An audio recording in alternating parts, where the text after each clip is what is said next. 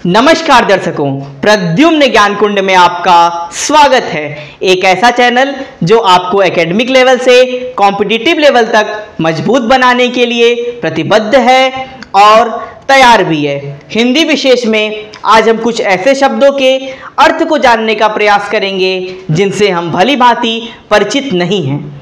हिंदी भाषी क्षेत्र में रहने के बावजूद इन शब्दों के अर्थ को न जानना निश्चित रूप से चिंता का विषय है, लेकिन आज हम इसे इतने बेहतरीन तरीके से सीख कर जाएंगे कि निश्चित रूप से आपको यह आभास होगा कि आप कितने अनमोल शब्दों को सीख रहे हैं। और यदि आप चर्चा करेंगे अपने आसपास तो निश्चित रूप से इन शब्दों के अर्थ को बताकर आपकी भूरी भूरी प्रशंसा होगी। और कंपटीशन में भी बड़ी परीक्षाओं में जैसे समीक्षा अधिकारी का पेपर हुआ या फिर अन्य पेपर में भी ये शब्द आपसे मिलेंगे जरूर और इनका जिक्र आपसे बार बार होता रहेगा।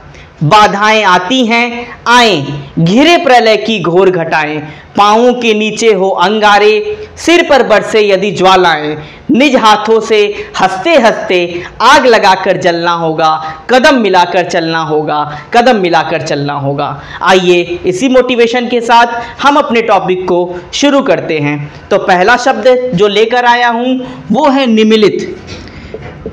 निमिलित, आप जानते हैं निमिलित का अर्थ? विचार कीजिए, मैं बताता हूं।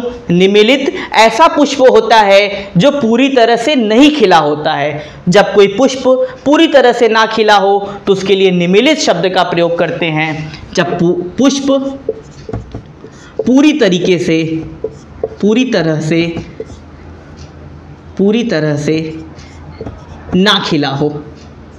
देखिए, आपको आज निश्चित रूप से जानकारी में वृद्धि हो रही होगी कि निमिलित शब्द आज आपको सीखने को मिला और आपको इस वीडियो की खूबसूरती का एहसास निश्चित रूप से हो चुका होगा। दूसरा शब्द जो हम लोग लेके आए हैं वो है परिवित्व।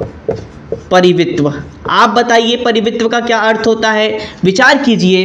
परिवित्व क्रिया जब किसी छोटे भाई का विवाह बड़े भाई से पूर्व हो जाता है तो उसे परिवित्व क्रिया कहते हैं। जब छोटे भाई का विवाह बड़े भाई से पूर्व हो जाए, ऐसा होता है कई जगहों पे, तो उसे बड़े भाई से पूर्व हो जाए तो ऐसी क्रिया परिवित्व क्रिया कहलाती है। और इसके लिए एक और शब्द आपको सिखा दूं, वो अनुवेश कहलाता है। मतलब अनुवेश क्रिया भी उसे कहते हैं। अनुवेश क्रिया या फिर परिवित्व क्रिया जब छोटे भाई का विवाह बड़े भाई से पूर्व हो जाए, ऐसी सिचुएशन के लिए हम परिवित्व क्रिया का प्रयोग करते हैं। अब एक और शब्द सीखते हैं, विदूषक। विदूषक, आप बताइए विदूषक का अर्थ? विदूषक वो होता है जो स्वयं हंसी का पात्र बन के लोगों को हंसाता है। जैसे चार्ली चैपलिन का हमने कई वीडियोस देखा होगा उन्हें, तो हमने देखा कि वो स्वयं हंसी का पात्र बनते हैं और लोगों को हंसाते हैं। तो चार्ली चैपलिन क्या थे? एक तरह से विदूषक थे, यानी कि स्वयं हंसी का पात्र बन के दूसरों को हंसाना, पात्र बन के दूसरों को हंसाना। चलिए एक और शब्द लेके आए हैं, स्मिता। कई लोगों का नाम स्मिता होता है। स्मिता का अर्थ क्या होता है? विचार कीजिए। स्मिता का अर्थ होता है जब मंद मुस्कुराने वाली जो लड़की होती है, जो स्त्री होती है, जिसकी मंद मुस्कान होती है, उसे हम स्मिता कहते हैं। मतलब मंद मुस्कान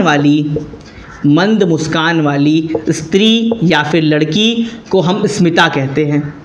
वाली स्त्री या फिर लड़की स्मिता कहलाती है। और एक और इसी से मिलता जुलता नाम है सुष्मिता। सुष्मिता में सु उपसर्ग लगा है। सु उपसर्ग की वजह से इसको कहते हैं सुंदर मुस्कान वाली लड़की सुष्मिता कहलाएगी। तो हमने स्मिता और सुष्मिता सीखा।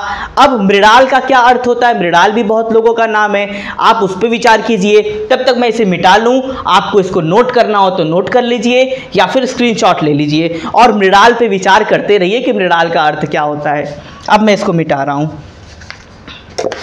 मैं मिटा रहा हूं। मृणाल का विचार कीजिए। मृणाल जो होता है, कमल देखा है ना आप लोगों ने, कमल के पुष्प की जो डंडी होती है उसे मृणाल कहते हैं। यानी कमल के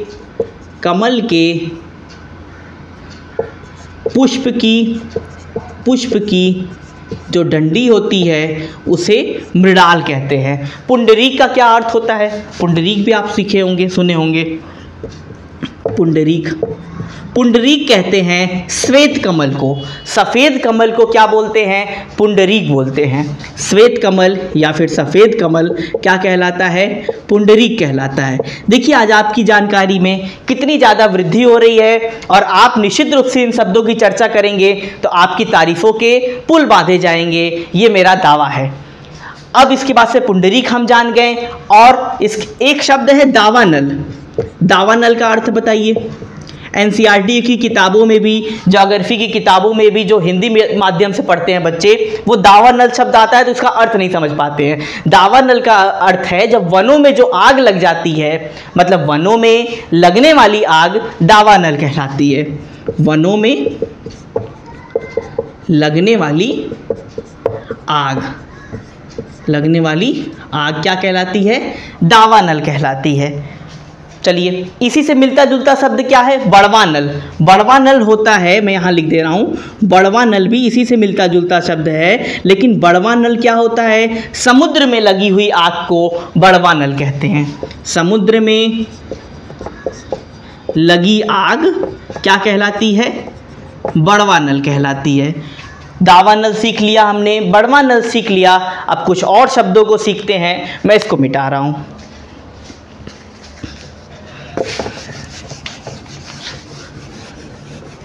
शर्वरी का क्या अर्थ होता है? शर्वरी का क्या अर्थ होता है? विचार कीजिए। शर्वरी सुना है आपने, नाम भी होता है शर्वरी। शर्वरी का क्या अर्थ होता है? शर्वरी का अर्थ होता है चांदनी रात को हम शर्वरी कहते हैं। चांदनी रात को हम शर्वरी कहते हैं। एक और शब्द अजानुबाहु। जब तुलसीदास जी ने प्रार्थना की भगवान श्री राम की जब वंदना की तो उनके लिए अजानुबाहु कहा। अजानुबाहु का मतलब जिसकी भुजाएं घुटनों तक हों। अजानुबाहु क्या है? जिसकी भुजाएं घुटनों तक हों। तो देखिए कुछ शब्दों के साथ ही मैं आया, लेकिन आपको कितना एहसास हुआ और आपको निश्चित रूप से आपकी जानकारी में वृद्धि हुई होगी। आपको एहसास हुआ होगा कि कितने अच्छे शब्दों के अर्थ से आज हम परिचित हुए। आप कहेंगे तो हम इसके आगे भी बढ़ेंगे और भी शब्दों के साथ आएंगे। यदि आपको मेरा तरीका अच्छा लगता है, यदि आपको मेरा प्रयास अच्छा लगता है तो आप निश्चित रूप से हमारे चैनल के साथ जुड़िए। जैसे आज हमने निमीलित सीखा, जो पुष्प कभी नहीं खिलता है तो उसको हम निमीलित कहते हैं। तो बहुत ऐसे शब्दों को आज सीखें। हमारे चैनल पे विजिट कीजिए, आपको अन्य क्लासेस भी मिलेंगी, अन्य सब्जेक्ट्स की क्लासेस मिलेंगी। आप उस चैनल को सब्सक्राइब कीजिए, लाइक कीजिए, शेयर कीजिए, ज़्यादा से ज़्यादा मात्रा में शेयर कीजिए, क्योंकि ये आप ही का चैनल है। अपने आसपास सफाई बनाए रखिए, अपने माता पिता का ध्यान रखिए क्योंकि वो साक्षात ईश्वर हैं, और राष्ट्र सेवा की भावना अपने अंदर प्रबल कीजिए। बहुत बहुत धन्यवाद।